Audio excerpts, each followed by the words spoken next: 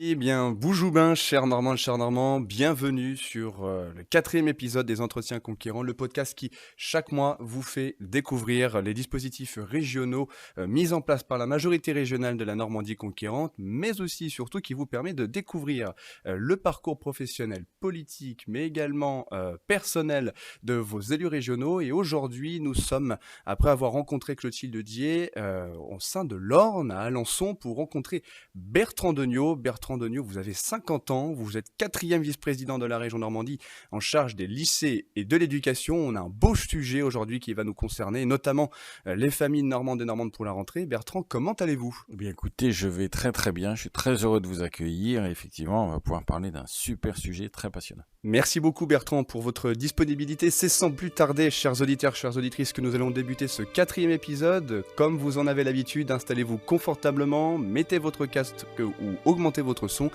Top départ pour le quatrième épisode des Entretiens Conquérants spécial lycée et éducation.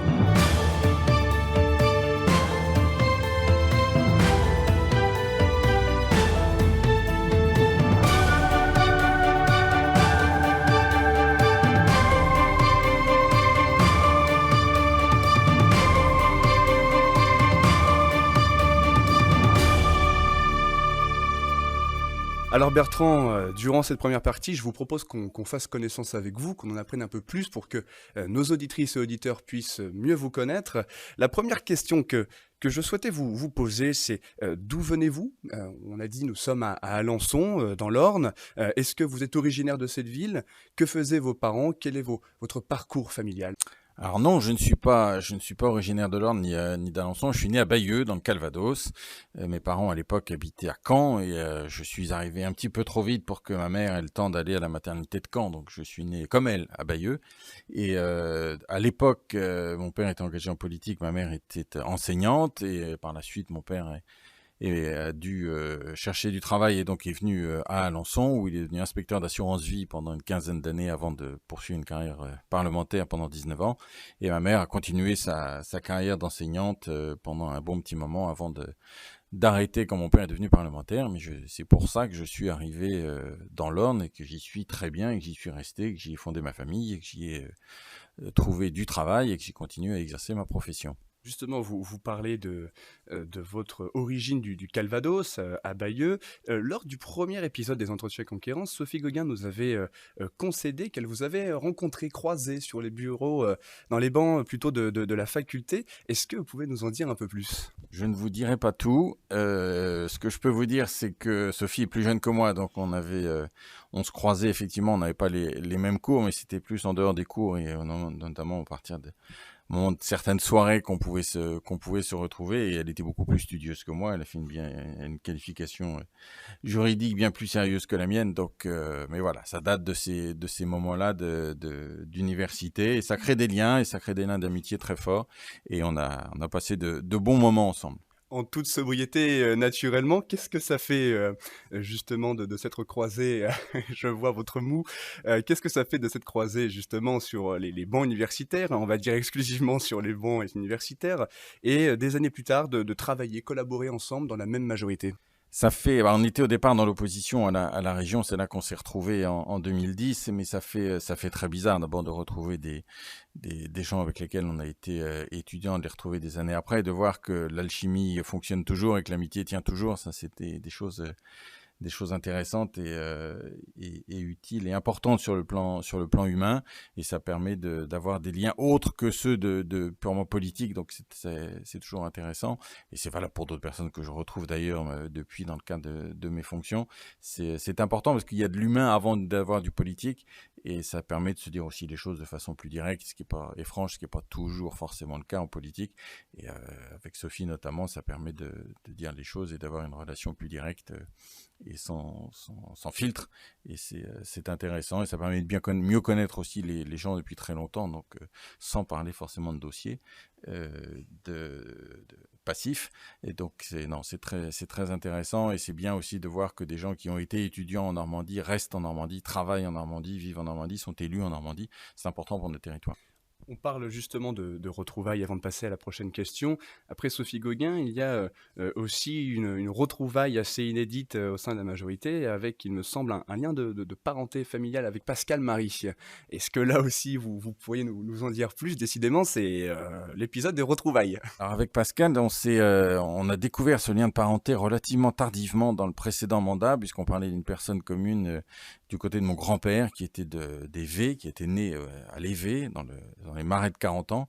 Et puis, on parlait d'une personnalité à l'époque, et Pascal a dit, mais je le connais, c'était mon oncle par alliance, etc. Et je dis, bah, c'était le cousin par alliance de mon grand-père maternel. Donc voilà, on a retrouvé aussi des liens. Donc Pascal Marie et mon cousin, assez éloignés, mais c'est mon cousin, c'est les racines de ma famille du côté de ma mère. Donc c'était dans les marais de 40 ans et du côté pour mon grand-père et du côté de Catilly, à côté d'Isigny pour ma grand-mère. Ah non, pour en douter, les conditions sont réunies pour une Normandie conquérante, puisque vous avez donc des connaissances sur de très nombreux départements. Je voudrais juste rester dernièrement sur justement votre parcours estudiantin. Vous êtes donc aujourd'hui père de 4 enfants, vous êtes avocat, vous avez donc suivi des études de droit. Qu'est-ce qui vous a poussé à vous diriger vers cette fonction-là? Les études de droit m'attiraient parce que j'étais absolument pas scientifique déjà et que j'ai regardé un peu les programmes et quand j'ai vu qu'il n'y avait aucune matière scientifique dans les études de droit, je me suis dit que c'était plutôt pour moi. Après, l'aspect juridique des choses, l'organisation, le droit constitutionnel, surtout à l'époque, j'étais plus intéressé par le droit public, alors que finalement, j'ai fait une maîtrise, enfin un master 1 maintenant, on dirait, de droit privé et que mon métier d'avocat me dirige plus vers le droit privé, mais c'était toujours lié à la politique, le droit constitutionnel, l'histoire aussi, l'histoire des institutions qui était enseignée en première année m'intéressait beaucoup, donc c'est pour ça qu'après le bac que j'ai obtenu à Mortagne-au-Perche, je suis allé les 2 premières années à l'antenne de droit d'Alençon pour ensuite rejoindre l'université de Caen, pour ensuite partir au moment de mon service militaire sur Paris, où j'ai passé l'examen d'entrée à l'école d'avocat et pour finir à Paris 2, et pour passer ensuite le CAPA à l'EFP, à l'école française du barreau de Paris. Vous êtes donc ensuite arrivé à Alençon, dans l'Orne. Ça y fait 20 ans que vous y êtes engagé dans la vie publique de manière générale, pas que politique. Vous avez souhaité insister, valoriser votre engagement associatif, nous en parler, puisque bien entendu, quand je parle d'engagement public, il n'y a pas que la politique, encore une fois. Dans quel secteur, quel domaine vous vous êtes investi, en dehors, bien entendu, de votre engagement politique? Quand j'étais lycéen, quand j'étais élève, j'ai toujours participé. J'ai jamais pu parce que j'habitais trop loin de mon collège ou de mon lycée être délégué, mais à chaque fois je faisais la campagne de celui ou celle qu'on voulait être voire élu comme candidat. Et après, j'ai toujours participé quand j'étais étudiant à des associations étudiantes, des syndicats étudiants. Et quand l'antenne de droit d'Alençon a ouvert, j'avais demandé à ce qu'on choisisse un candidat sur la liste du syndicat auquel j'appartenais qui soit issu de cette antenne parce que c'était assez mal vu qu'elle l'ouvre, donc il fallait la défendre. Et ça permettait aussi de gagner un nombre important de voix. J'ai créé l'association des étudiants en droit d'Alençon quand j'étais étudiant. J'ai aussi participé après en tant que professionnel à une association qui existe toujours, qui s'appelle le Cercle des juristes, qui vise à rapprocher les professionnels du droit du bassin d'Alençon des étudiants en droit, parce qu'on s'est rendu compte que ceux qui ont un juriste dans leur famille ont plus de relations, peut-être plus de facilité, plus d'informations accessibles, plus de facilité pour faire des stages, parce qu'il y a le carnet d'adresse de papa-maman, et que d'autres n'ont pas cette chance-là et peuvent en avoir besoin, et donc on est à disposition, les professionnels sont à disposition. Donc j'ai fait partie de la création de cette association-là, et puis j'ai fait partie de plusieurs associations aussi de clubs services pour jeunes, etc. quand j'étais un petit peu plus âgé, comité de jumelage aussi sur Alençon. Voilà, je ne supporte pas de rester spectateur de ce qui se passe, de ma ville, de mon territoire, donc c'est pour ça que j'ai participé à plusieurs associations et que je continue à le faire de façon discrète, parce que ça regarde que moi, mais que voilà, j'aime pas rester deux pieds dans le même sabot. On notera bien donc votre attachement déjà viscéral pour une meilleure égalité des chances face à l'éducation par rapport à votre engagement associatif.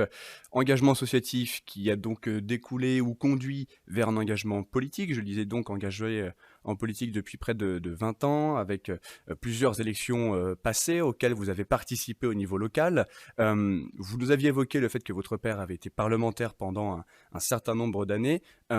Concrètement, question que je pose à chacun des élus qui passent devant le micro, qu'est-ce qui vous a poussé à franchir le pas et de devenir acteur justement de la vie publique et même plus de la vie politique? J'ai toujours été intéressé par ça, par la vie publique. J'ai jamais été forcé par mes parents, surtout pas par ma mère, qui voyait déjà mon père en faire beaucoup et donc qui voyait d'un sale œil que je puisse éventuellement être intéressé.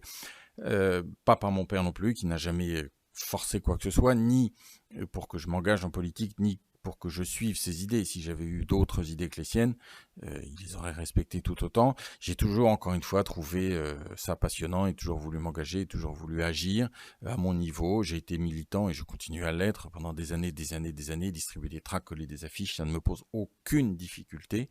Je continue à le faire et je colle encore, j'ai encore des seaux de colle dans ma voiture pendant les campagnes électorales. Le contraire, ça me rajeunit, donc, mais j'adore ça et ça me paraît normal. Je défends mes idées. J'ai été conseiller municipal d'Alençon, je suis maintenant à la région. C'est passionnant, on porte la parole des gens, on est élu par les gens, on a un mandat des gens. C'est beaucoup de responsabilités, mais c'est passionnant et surtout au sein de la collectivité de la région Normandie où on fait plein de choses, où on innove, où on avance, où on ne reste pas à regarder les choses se faire sans intervenir. Au contraire, on les provoque, on innove. C'est passionnant, donc je m'éclate. Et justement, en 2015, c'est le grand saut, le grand pari pour vous, puisque vous avez été tête de liste de la Normandie conquérante dans le département, dans l'Orne, lors des élections donc de 2015. Un pari, je dis, puisque Hervé Morin donc s'est présenté en tête de liste régionale pour devenir, avec vous, toute l'équipe, le premier président de la Normandie réunifiée. En 2015, qu'est-ce qui a fait que vous avez décidé de suivre Hervé Morin, de vous engager pour la Normandie conquérante et de participer à ce pari fou? En 2015, quand il y a eu la campagne et la fusion des deux régions et qu'il a fallu se lancer aux côtés derrière Hervé Morin, je le connaissais uniquement par la presse, par la télévision, je l'avais jamais rencontré. Et la première fois que je l'ai vu, c'était à une réunion et j'ai été immédiatement emballé par son dynamisme, sa vision, son optimisme permanent et la volonté qu'il avait d'agir et de faire de cette fusion des Normandies basse et haute quelque chose de absolument fabuleux. Il parlait de l'imaginaire normand à construire, qu'il y avait tout à faire et que c'était à nous de le faire, et que c'était historique ce qu'on allait vivre et donc on ne pouvait pas se louper et qu'on ne pouvait pas ne pas y aller. Et donc ça a été une campagne fabuleuse. On n'était pas forcément les favoris à l'époque, mais on s'est jamais posé la question de savoir si fallait le faire, pas le faire. Il fallait y aller à fond, fallait tout donner.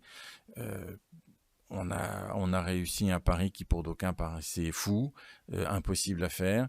Et puis on a continué pendant le mandat précédent et on a recommencé cette fois-ci un nouveau mandat qui est tout aussi passionnant. C'est une équipe géniale que j'ai découverte en 2015 avec un président de région, un chef d'équipe qui a encore une fois un dynamisme et qui donne envie de travailler pour notre région et qui nous montre que l'engagement, c'est vraiment de donner pour les autres et de donner pour notre Normandie. Il disait toujours qu'il était né comme moi en Normandie, qu'il vivait sa Normandie et qu'il voulait tout lui donner tellement on lui avait apporté. On est tous, je pense, dans ce même état d'esprit. En tout cas, moi, je le suis aussi. Il est hors de question que je quitte la Normandie et je vais me battre pour elle jusqu'au bout. Élu, pas élu, j'agirai toujours pour elle. Et Hervé a su vraiment insuffler ce souffle. Et ça a été une campagne merveilleuse et un mandat extraordinaire après. Bien, merci beaucoup Bertrand pour ces réponses. Je pense que nos auditeurs et auditrices en sauront davantage sur vous et sur vos liens familiaux, les facteurs de votre engagement. Je vous propose qu'on passe à la deuxième partie, qu'on s'immerge davantage dans votre action régionale depuis 2015 et encore actuellement suite à votre réélection en 2021. Donc, vous êtes en charge d'une vice-présidence aux fortes responsabilités, puisque vous êtes en charge, bien entendu, des lycées et de l'éducation, La région, elle assure non seulement la rénovation et l'équipement, il y a 156 lycées publics normands, mais elle gère également l'organisation et le fonctionnement de la restauration, de l'hébergement, de l'accueil et de l'entretien avec les agents techniques de tous ces sites. Euh, Vous avez donc une priorité, offrir une éducation et des conditions d'études de qualité sur l'ensemble du territoire. Première question donc que je souhaitais vous poser. Quels ont été les grands axes, les grands enjeux, les grands objectifs que vous avez tracés avec Hervé Morin sur ce sujet?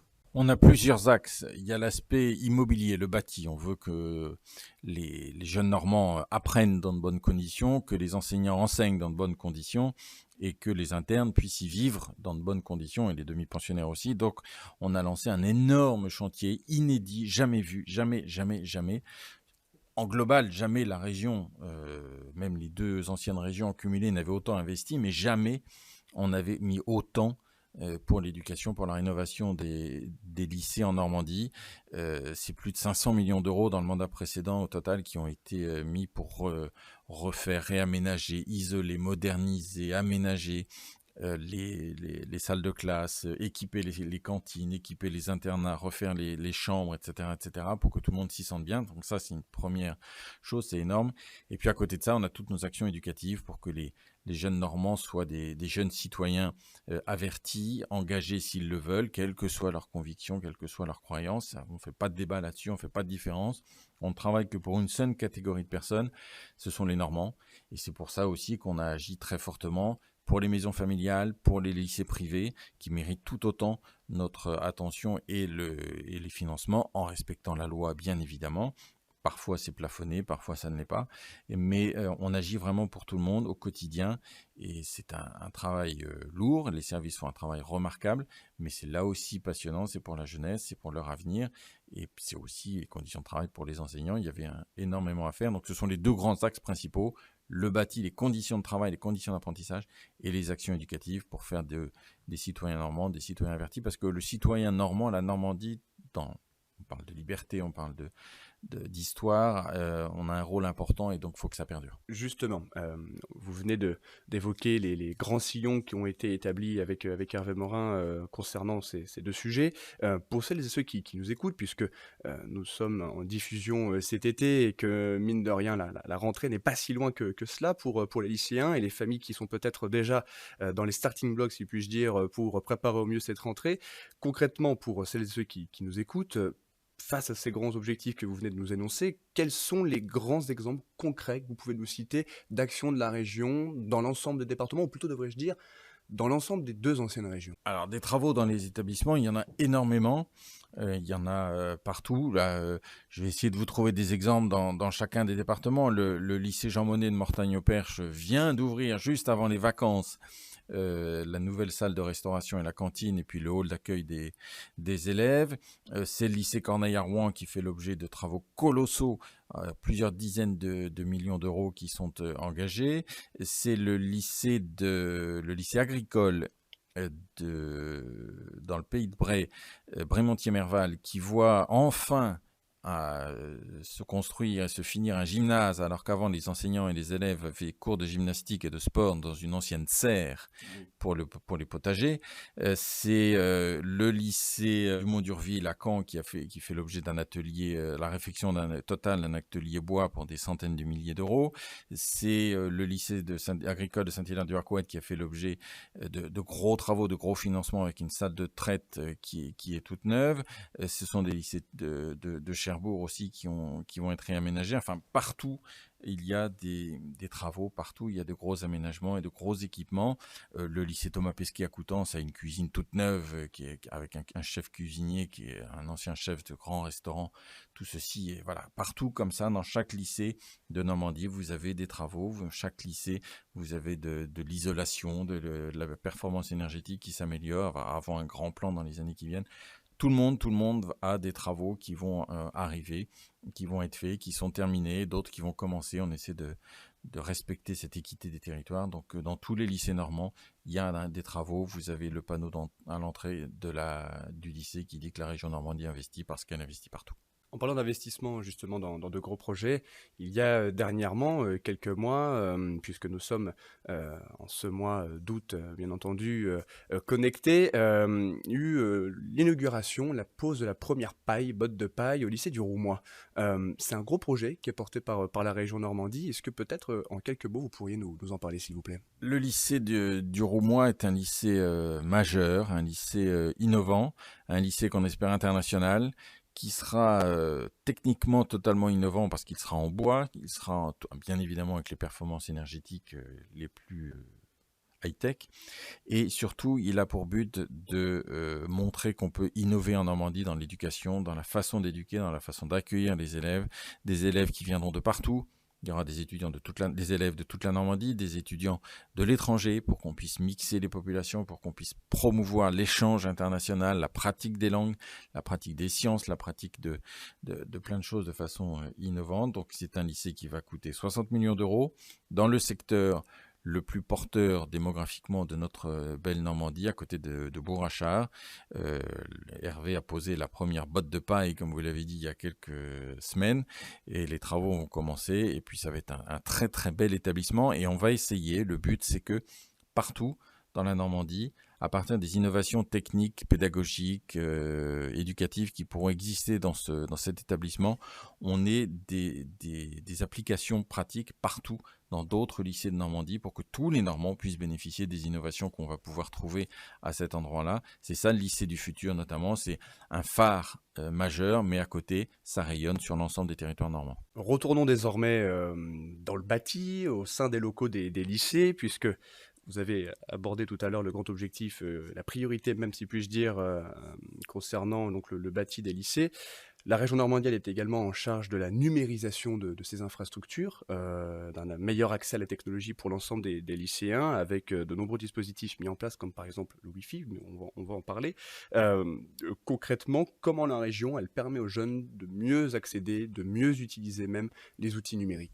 Alors d'abord, pour bien utiliser l'outil numérique, il faut la fibre, il faut que tout soit accessible. Donc tous les lycées de Normandie sont fibrés, c'est-à-dire que la fibre arrive enfin à la porte de tous les lycées. Maintenant, il faut déployer le Wi-Fi à l'intérieur des établissements. Là, c'est plus compliqué. La crise du Covid, la crise en Ukraine font que les matières premières sont très difficiles à obtenir et qu'on a un retard de livraison de matériel. Donc, on est obligé de décaler un petit peu les choses en temps. Mais normalement, début d'année 2023, tous les lycées auront du Wi-Fi en externat, en internat, pour que les lycéens puissent travailler correctement. C'est aussi la mise à disposition à partir depuis l'année dernière pour tous les élèves entrant en seconde d'un ordinateur pour qu'ils puissent travailler correctement avec l'accès à tous les logiciels et les choses que leurs enseignants leur permettront d'avoir. On a bien vu pendant les confinements, pendant le Covid, que certains étaient sous-équipés en informatique. Il fallait de l'équipement parce que le numérique est partout. Dans les lycées professionnels, on voit bien que les machines fonctionnent au numérique. Dans les lycées généraux, la pratique des langues implique d'écouter des vidéos en anglais, en espagnol, en allemand, peu importe. Le numérique est partout, il faut savoir s'en servir, il faut savoir, entre guillemets, taper à la machine. Il y a plein de choses à faire avec le numérique. Donc, on prête pendant 3 ans aux lycéens un ordinateur donc pour essayer de combler ce retard pour certains. On va voir ce qu'on va faire des ordinateurs après. On est en train d'y réfléchir. On a plusieurs pistes. Mais on veut vraiment leur donner tous les outils en main pour qu'ils puissent travailler, tout en leur montrant aussi, ça c'est peut-être un autre aspect qu'on pourra aborder par les actions éducatives, les dangers du numérique, les risques qu'il peut y avoir à mal utiliser le numérique, les dangers d'envoyer des photos de personnes sans leur accord, etc. Enfin, il y a plein de dangers d'addiction, etc. Donc tout ça, c'est un ensemble, encore une fois, toujours pour faire des jeunes Normands de belles personnes. Alors justement, vous venez d'évoquer les actions éducatives. Quand on parle éducation en Normandie, et même j'ai envie de dire de manière générale, qui est donc l'éducation le cœur de votre vice-présidence, il faut également penser aux actions diverses et variées qu'entreprend, met en place la région Normandie, à l'image du dispositif lycéen et apprenti du cinéma, du prix des lycéens également, ou encore le dispositif Ancrage. Pourriez-vous nous présenter, par exemple, ces 3 dispositifs ou d'autres dispositifs importants que met en place la région Normandie dans le cadre de ces actions éducatives? Et peut-être même pour commencer, quel est l'objectif, la finalité de ces actions éducatives? Voilà, l'objectif premier est de ne surtout pas rentrer dans le pédagogique, puisqu'on n'a pas compétence, ce sont les enseignants qui ont à le faire avec, sous contrôle de l'État, donc on ne rentre pas dans les programmes scolaires. Ce sont des actions éducatives à côté pour aller au-delà des programmes scolaires. Et donc on en parlait tout de suite, l'éducation aux écrans pour montrer les dangers qu'il peut y avoir et aussi les atouts que peut avoir l'écran numérique. C'est Ancrage, notamment, pour parler de ce dispositif qui est dédié aussi à la jeunesse, qui vise à les faire réfléchir sur une actualité de liberté par l'écrit. On parle beaucoup en ce moment, on fait beaucoup de vidéos dans notre monde, mais il y a aussi l'écrit. Et Ancrage, avec un E, vise à les faire réfléchir, à leur faire se poser des questions, à faire des écrits pour que ça reste et pour qu'il y ait une trace. Il y a un petit ouvrage qui est fait à chaque fois. On a aussi le prix Liberté qui est ouvert aux jeunes de 15 à 25 ans du monde entier, avec la décision d'un jury international composé de Normands, de Français non normands et de jeunes internationaux qui désignent parmi les dossiers envoyés aussi par des jeunes 3 personnes qui sont ensuite soumises à un suffrage par Internet pour désigner qui incarne le mieux la bataille pour la liberté tous les ans. On a fait 4 éditions qui se sont déroulées de façon remarquable. La dernière était fabuleuse. Il y a près de 2000 jeunes au Zénith de Caen. C'était très bien. Et puis, il y a d'autres actions, Entreprendre pour apprendre, pour découvrir la vie économique, le mémoire d'Auschwitz, pour rappeler le travail de mémoire sur la Shoah, etc. On a plein de dispositifs d'éducation moderne et innovante aussi pour les outils du numérique, pour ramener de l'équité dans la maîtrise de l'outil, plein de choses pour permettre aux jeunes Normands d'être avertis, d'être éclairés, de pouvoir dire « je sais ». Vous ne pourrez pas me manipuler, je sais réfléchir, je sais les choses, on me les apprend au collège, on me les apprend surtout au lycée, compétences région, et puis la région me permet moi d'appliquer tout ça. C'est le but de leur apporter des outils en complément de ce que font les enseignants. Merci beaucoup Bertrand pour ces réponses très précises et très concises, j'ai envie de dire également, face au vaste sujet qui est celui de l'éducation et des lycées. Je pense que les Normands des Normands sont plus au fait de ce que fait la région en matière de lycée et de la vie des lycéens. On va passer à la 3e partie désormais, la rubrique jeunesse. C'est déjà la 4e de notre cycle de podcast. Aujourd'hui, nous sommes donc dans l'Orne avec un Ornais, à Alençon avec un Alençonnais. Je veux bien entendu parler de Nicolas Trouillot. Nicolas Trouillot, merci beaucoup de ta disponibilité. Comment vas-tu, Nicolas? Ça va très bien, merci, ravi d'être là. Bien, bah écoute, je te transmets donc le micro, que tu puisses te présenter, et c'est parti pour la rubrique jeunesse. Bonjour Bertrand, merci pour cette invitation. J'ai 27 ans, j'habite à Alençon, effectivement. Je suis employé commercial dans la grande distribution. Je suis membre de la Jeune Chambre économique du Pays d'Alençon et jeune Normand conquérant depuis octobre 2019. Bertrand Degnaud, j'ai 3 questions à vous poser. La première, à quelle place mettez-vous la jeunesse dans votre action au sein de la région ?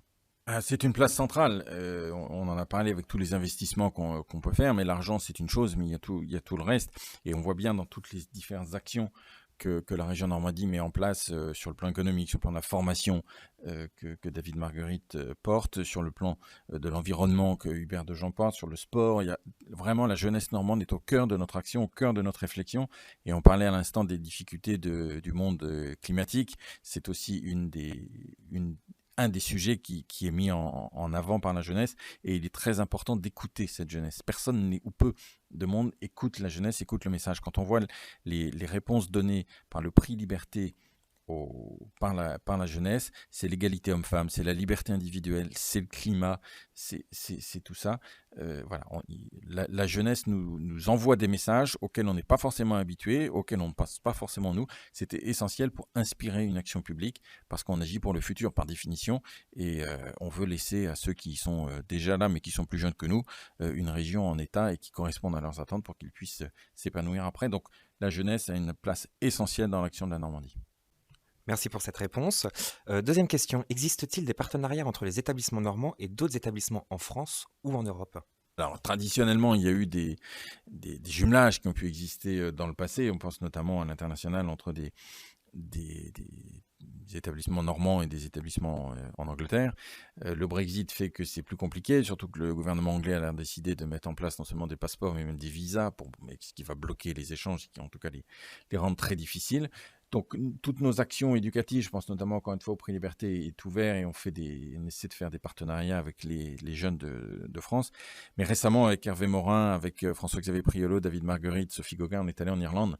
Seul pays de langue anglaise qui soit dans l'Union européenne, c'est notre premier voisin et nous sommes leur premier voisin en Europe maintenant, pour essayer de créer des liens de formation, créer des liens économiques, évidemment, parce qu'il y a une attente majeure de l'Irlande et de l'activité économique, créer des liens de formation, pour montrer aux jeunes Normands qu'il reste un pays de langue anglaise dans lequel on peut aller sans difficulté. C'est très facile, il y a plusieurs ports de Normandie, Le Havre, Cherbourg, peut-être Ouistreham dans le futur, qui ont des liens pour aller là-bas. C'est relativement rapide, c'est un pays extrêmement accueillant, donc on va faire en sorte de créer des liens pour maintenir l'apprentissage de l'anglais et la diversité culturelle, c'est essentiel.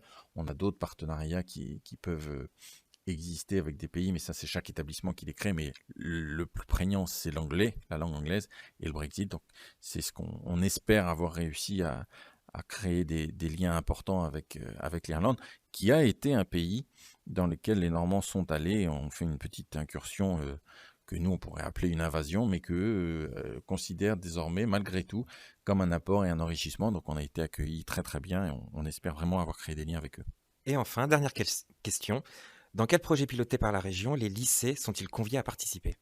C'est tout ce dont on a parlé, c'est le développement durable, c'est le travail de mémoire, c'est l'innovation, attention à l'innovation, ne faites pas n'importe quoi avec l'innovation, notamment numérique, mais ne vous privez pas du numérique parce que c'est essentiel.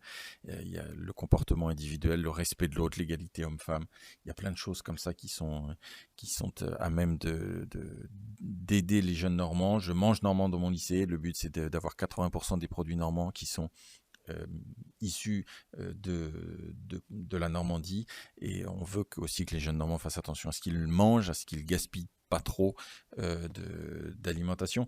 Si on additionne la totalité, si on valorise la totalité des déchets produits en Normandie dans les cantines, c'est 4,5 millions d'euros.